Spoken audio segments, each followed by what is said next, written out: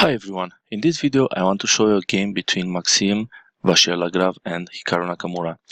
The game was played in 2017 London Chess Classic Round 2. Let's see the game. White started with e4 and black replied with c5. Hikaru is playing the Sicilian in this game. Knight to f3, a developing move from white, and d6 protects the c5 pawn, controls e5 square and allows the light square bishop to develop. d4, another pawn is placed in the center, attacking c5 and allows the dark square bishop to develop. c takes on d4 and white captures with the knight. Knight to f6, attacking the pawn from e4, and white defends the pawn with knight to c3. g6. With this move, black signals that he will play the dragon variation of the Sicilian. Bishop to e3, white opts for the Yugoslav attack. Bishop to g7 is played. The bishop is developed on the long diagonal a1, h8. Instead of this move, black would be tempted to attack the bishop from e3 by playing knight to g4. But this is a blunder, because white can play bishop to b5 check, and after the bishop blocks the check, white can take the knight with the queen, and the bishop from d7 cannot take the queen due to the pin. So, in the game, after bishop to g7, white continue with f3, controlling g4 square, short castle, and queen to d2. Prepares long castle, and in the future the bishop from e3 might go to h6. Knight to c6 from black, another developing move, attacking the knight from d4. Bishop to c4 controls the e5 square. If white would have played long castle instead of this move, black could have played d5 in this position. After long castle, black could have played d5. Okay, so after knight to c6, white continue with bishop to c4 and bishop to d7. And white continue with h4. White wants to storm his pawns on the king side, attacking black king. And black will do the same on the queen side. Another move for white on move 10 was to castle long. And here black could have played rook to b8, entering into the Chinese dragon. So after long castle, the move rook to b8 signals the Chinese dragon. So bishop to c4 in the game, and bishop to d7, and white continue with h4. And here black replied with h5. It's preventing white to play h5. Bishop to d3, the bishop is placed on a protected square. Rook to c8, the rook is on a semi-open file. And white castled long. The king is safe, and white finished his developing. All his minor pieces are connected, and the rooks are connected. Knight to e5, the knight jumps into the center, threatening knight to c4, forking the queen and the bishop. Also, we can see that the rook from c8 is on the same file with the king. In some lines in the dragon variation, the rook from c8 sacrifices for the knight from c3, inflicting double pawns for white on the c file. Bishop to g5, the knight from f6 is attacked, and rook to c5. The rook lift is helping with the defense on the 5th rank. King to b1, the king is safer on this position. And rook to e8. It's protecting the pawn from e7 and also creates a luft for the queen to go to f8.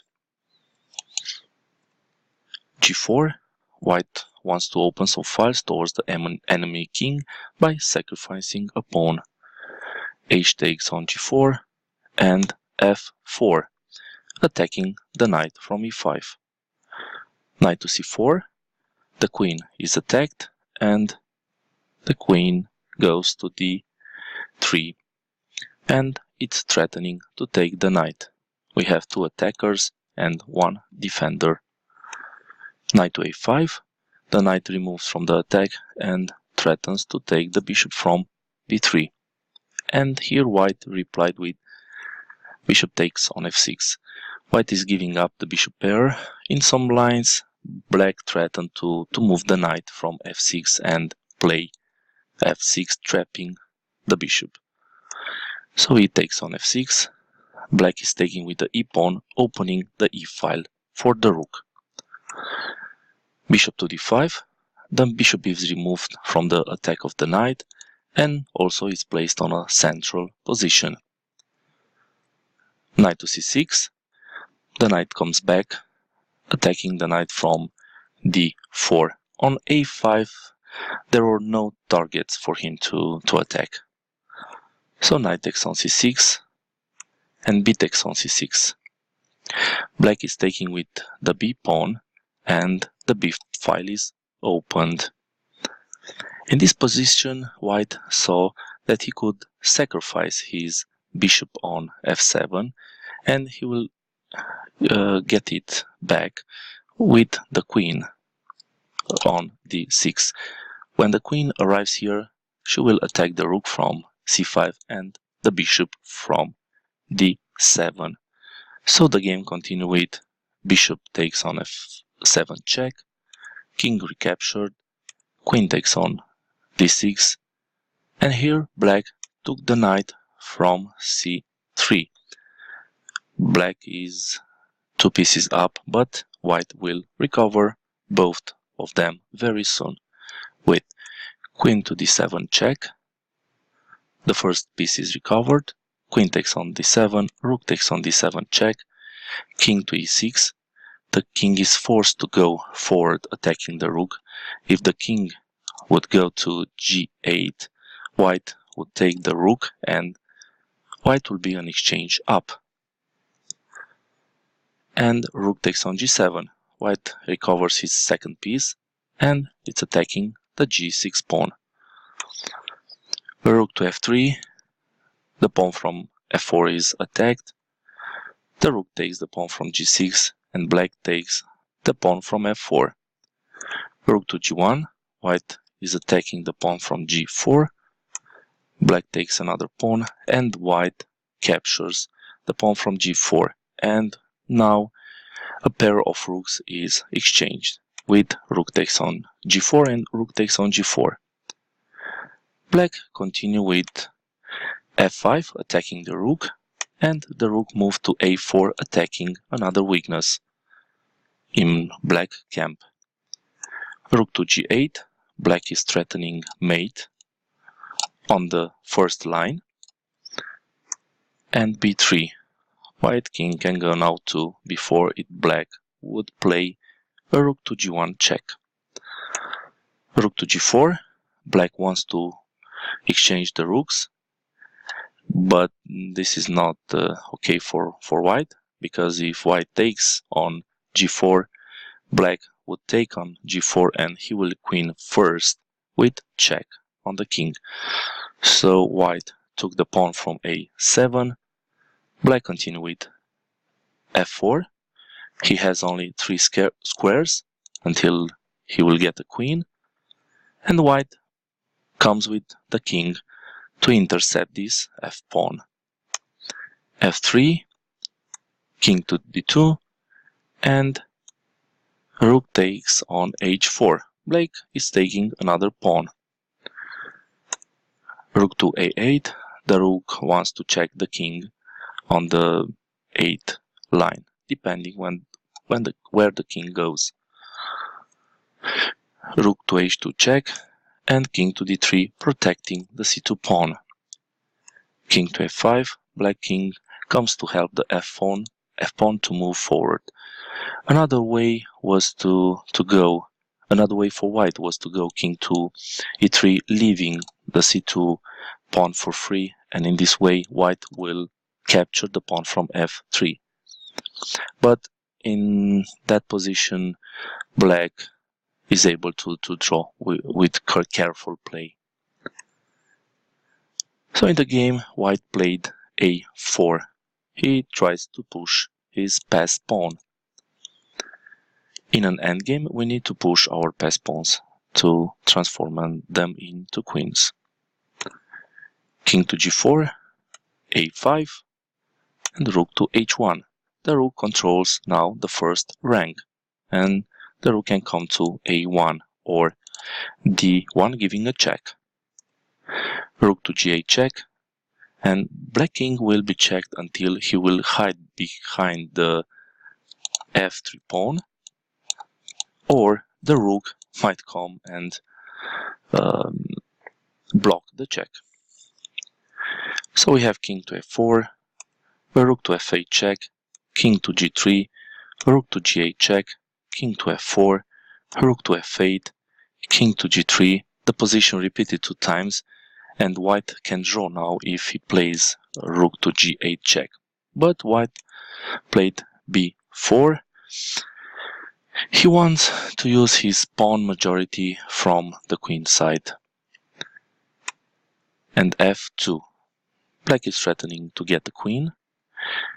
Queen to d4. The king goes forward, knowing that his pawns from the queen side can draw the game.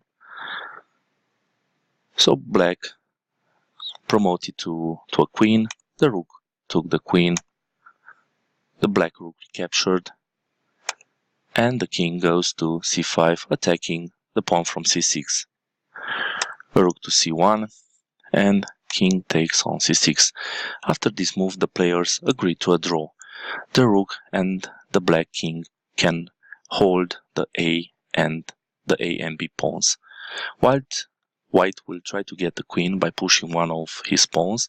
The rook will take the queen, and the king can reach the other pawn and take it. The game might continue like this.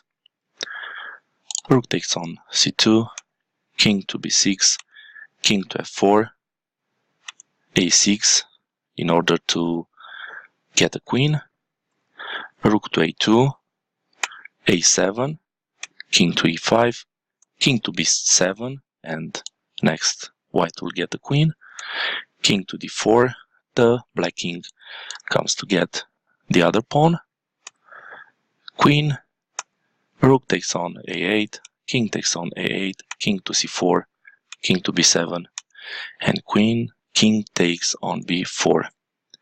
So it's a draw. I hope you learned something from this game. Please watch other games from my channel, and if you liked this video, please subscribe. See you soon. Bye.